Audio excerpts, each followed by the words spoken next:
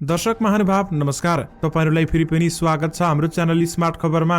म आर्यन उपाने फेरि पनि तपाईहरुमा आजका केही महत्त्वपूर्ण समाचारहरू लिएर उपस्थित भइसकेको छु। हाम्रो मेहनतका लागि तपाईहरुले यो भिडियोलाई एउटा लाइक अवश्य गर्नुहोला र साथमा यो भिडियोलाई अन्तिमसम्म हेर्न पनि नबिर्सिनुहोला। आउनुस् आजका मुख्य समाचारतर्फ लागौं। दर्शकवृन्द, पहिलो समाचार सुरु गरौं नायक पल शाहको प्रसंगबाट। दर्शक महानुभाव, पल शाह विरुद्धको कानुनी प्रक्रिया कसरी अगाडि बढ्ने भएको छ र साथमा पल शाहलाई कति दिन हिरासतमा राखिने भएको छ र यसबारेमा थप जानकारी केही आएको छ। यसबारेमा जानकारी दिन चाहे। जबरजस्ती करणीको बलात्कारको आरोपमा प्रहरीमा जाहेरी परेका केही दिनपछि अभिनेता पूर्ण विक्रम शाह यानि कि पल शाहले जिल्ला प्रहरी कार्यालय तनहुमा आत्मसमर्पण गरिसकेका छन्।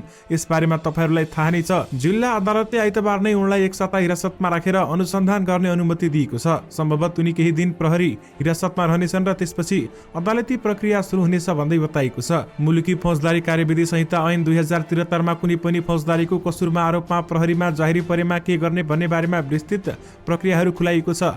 जिल्ला प्रहरी कार्यालय तनहुले केही दिनदेखि नै शाह विरुद्ध जाहेरी दर्ता गरिसकेको छ। अब भने प्रहरीले प्रमाण संकलनको प्रक्रिया सुरु गर्छ।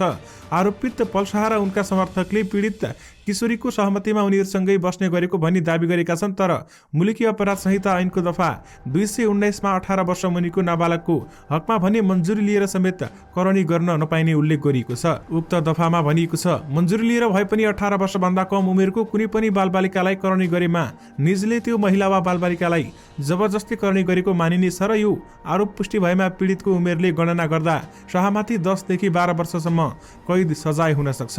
प्रहरीले सुरुमा पीडित किशोरी र उनका संरक्षक बाबुको बयान लिन्छ भने फौजदारी कानूनमा पीडितहरूको जाहेरी र अनुसन्धान अधिकृत समक्ष गर्ने भनाइलाई महत्त्वपूर्ण प्रमाण मान्ने गरिन्छ। त्यसपछि पीडितका संरक्षकसँग प्रहरीले सोध्छ भने प्रमाणका लागि पीडित किशोरीले स्वास्थ्य परीक्षण समेत गरिसकेकी छन्। त्यसपछि प्रहरीले अभिनेता पल शाहको बयान लिन्छ। बयानका क्रममा शाहले आफूमाथि लागेको आरोपको प्रतिवाद गर्ने मौका पाउनेछन्। उनले आरोप जुटा रहेको भनी आफ्नो दलिल पेश गर्ने मौका समेत पाउनेछन्। प्रहरीले अनुसन्धानका क्रममा घटना देख्ने वा त्यससँग सरोकार राख्ने मानिसहरूसँग समेत बुझ्न र बयान लिन सक्नेछ भने शाहले एउटा कुराकानीका क्रममा आफूहरूबीच सम्बन्ध भए पनि पीडित किशोरी गर्भवती नभएको भनी बोलेको अडियो सार्वजनिक भएको छ। प्रहरीले त्यो अडियो रेकर्ड समेत प्रमाणको रूपमा पेश गर्न सक्छ। अनुसन्धान टुङ्गिएपछि मुद्दा चल्ने प्रमाण भेटिएमा प्रहरीले शाह विरुद्ध बलात्कारको आरोपमा मुद्दा चलाउन जिल्ला सरकारी वकिल कार्यालयलाई राय दिन्छ। जिल्ला सरकारी वकिल कार्यालयले जिल्ला अदालत तनहुमा पल शाह विरुद्ध मुद्दा दायर गर्नेछ। पीडितका बाबुले जाहेरी दिएको अनि पीडित किशोरीले नै आफूमाथि बलात्कार भएको स्वीकारेकाले शाह विरुद्ध मुद्दा दायर गर्ने करिब निश्चित जस्तै देखिएको छ। मुद्दा दायर हुन साथ जिल्ला अदालतमा शाहको बयान हुनेछ। बयान सकिएपछि शाहलाई थुनामा राखेर अनुसन्धान गर्ने वा धरुटीमा छाड्ने वा सामान्य तारिकमा छाड्ने भन्नेमा बहस हुनेछ। अदालती भाषामा थुनछेक बहस भनिने यो प्रक्रियामा सकिएपछि जिल्ला अदालतले शाहलाई थुनामा राख्ने, धरुटीमा छाड्ने वा सामान्य तारिकमा छाड्ने भन्ने आदेश दिनेछ।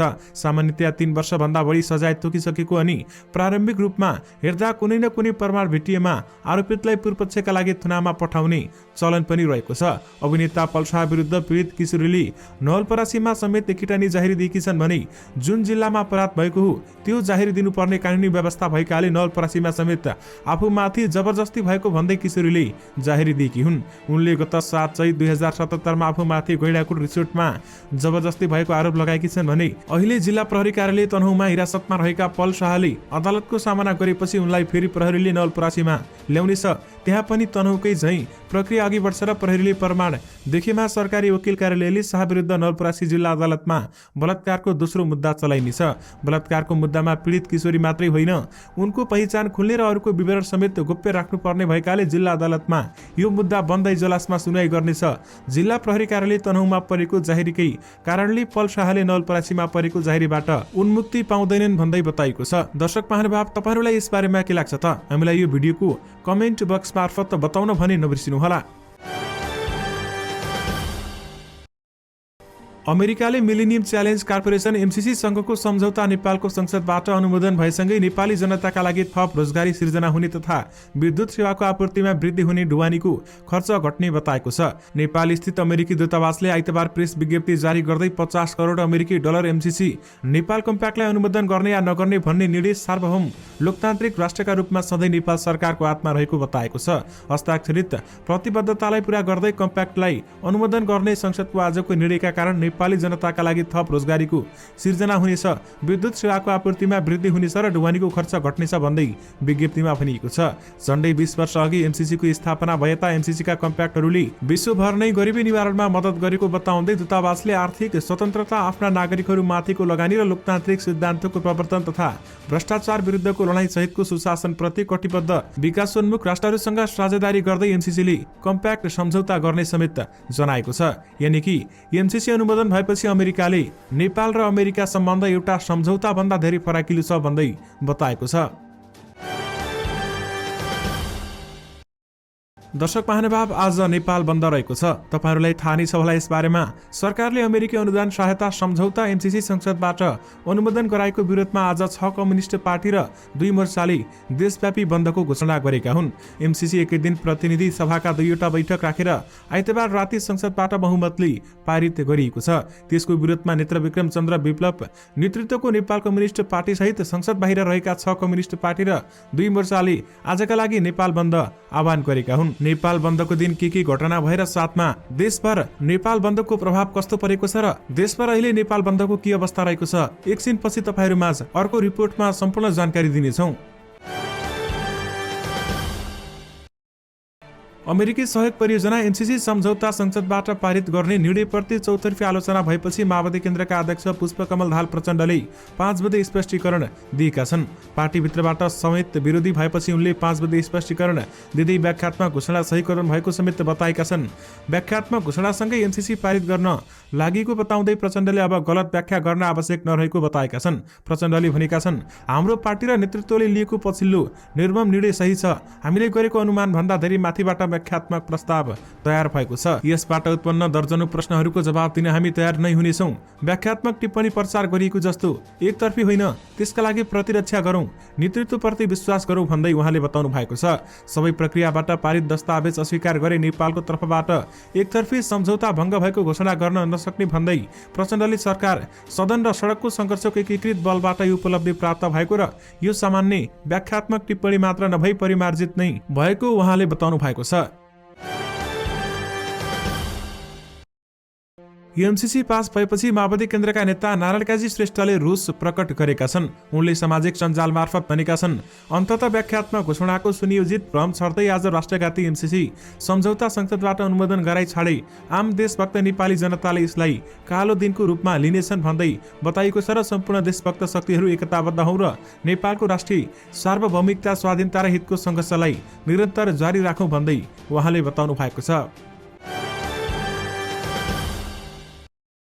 नेपाल सरकार र मिलेनियम च्यालेन्ज कर्पोरेसन एमसीसी बीचको सम्झौता द्विपक्षीय हो, तर सत्ता गठबन्धनले एकपक्षीय रूपमा गरेको 12 बुँदे व्याख्यात्मक टिप्पणीलाई अमेरिकाले अनुमोदन नगरी टिप्पणीको कुनै पनि अर्थ नहुने अन्तर्राष्ट्रिय कानूनका जानकारहरू बताउँछन्। एकपक्षीय व्याख्यात्मक टिप्पणीले कानूनी एवं संवैधानिक हैसियत राख्न सक्दैन। व्याख्यात्मक टिप्पणीलाई सम्झौता गर्ने दोस्रो पक्षले अस्वीकार गर्न सक्छ। संविधान एवं अन्तर्राष्ट्रिय कानूनका जानकार भन्छन्, 2074 भदौ 29 गते सरकार र एमसीसी बीच द्विपक्षीय सम्झौता हस्ताक्षर भएको थियो। नेपाल सन्धि ऐन 2047 अनुसार यो सम्झौतालाई अन्तर्राष्ट्रिय सम्झौताको मान्यता प्राप्त हुनुपर्दछ भने यो मान्यताका लागि संसदबाट अनुमोदन हुनुपर्छ। 50 करोड अमेरिकी डलर बराबरको 5 वर्षीय अनुदान सम्झौता हो। कुल लगानी 62 करोड डलर रहेको यस आयोजनामा नेपाल सरकारले 13 करोड अमेरिकी डलर लगानी गर्नेछ भन्दै बताइएको छ। एकपक्षीय टिप्पणी भएको छ। यसमा संविधानविद डाक्टर विपिन अधिकारीका अनुसार द्विपक्षीय वा बहुपक्षीय सम्झौता गरिएको अवस्थामा व्याख्यात्मक टिप्पणी पनि सबै मिलेर गर्नुपर्ने बताउँछन्। अहिले व्याख्यात्मक गरिएको टिप्पणी एकपक्षीय हो। मन्त्री परिषदले पारित भएको नेपाल सरकारको दृष्टिकोण हो भन्दै उनले भनेका छन् भने अमेरिकी सरकारको दृष्टिकोण यो होइन। यो पारित भए पनि अमेरिकाले सरकारले सहमति नदिएको भन्न सक्छ भन्दै बताइएको छ। यानि कि एमसीसी सम्झौता द्विपक्षीय र व्याख्या भने एकपक्षीय रहेको बताइएको छ। यानि कि नेपाल सरकारले हिजो बुझाएको 12 बुँदे व्याख्यात्मक टिप्पणीलाई अमेरिकाले पास नगर्न पनि सक्छ भन्दै बताइएको छ। यानि कि एमसीसी पहिलेकै शर्त अनुसार पास भएको हुन सक्ने अवस्था देखिएको छ।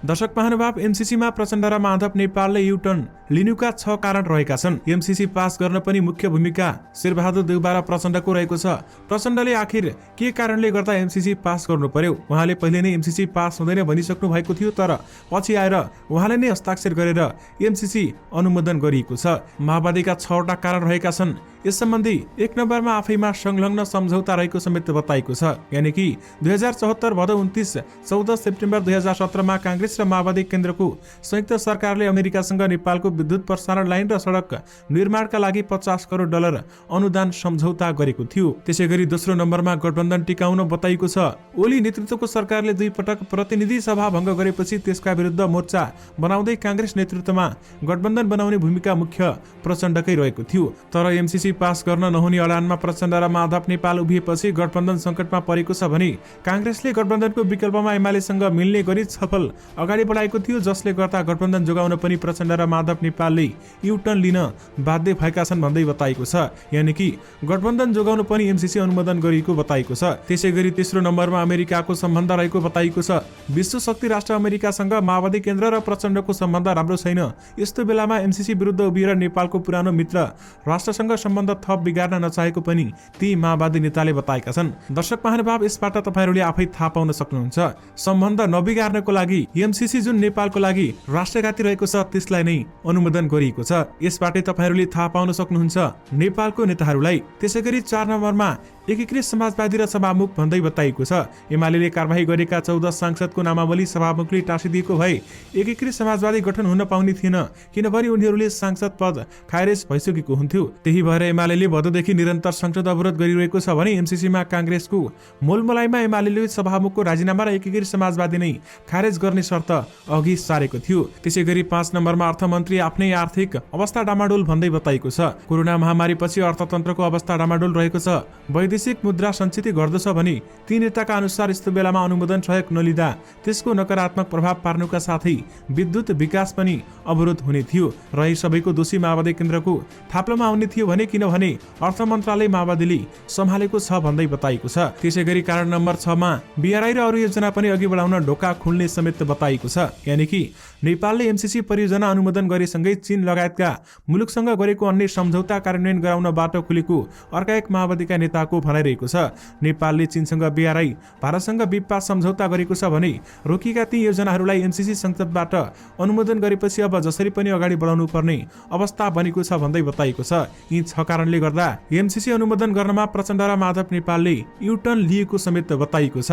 त्यसैगरी एमसीसी 4 वर्ष पहिलेदेखि अड्किएको थियो, अहिले एकै दिनमा अनुमोदन गरिएको छ। दर्शक महानुभाव, यसबारेमा तपाईहरूले आफ्नो धारणा हाम्रो यो भिडियोको कमेन्ट बक्समा राख्न सक्नुहुनेछ। दर्शक महानुभाव, यससँगै तपाईहरूमा आजका केही महत्त्वपूर्ण समाचारहरू राखिसकेका छौँ। फेरि पनि तपाईहरूमा नयाँ रिपोर्टहरूको साथमा उपस्थित हुने नै छौँ। अहिलेलाई भने मलाई बिदा दिनुस्। नमस्कार।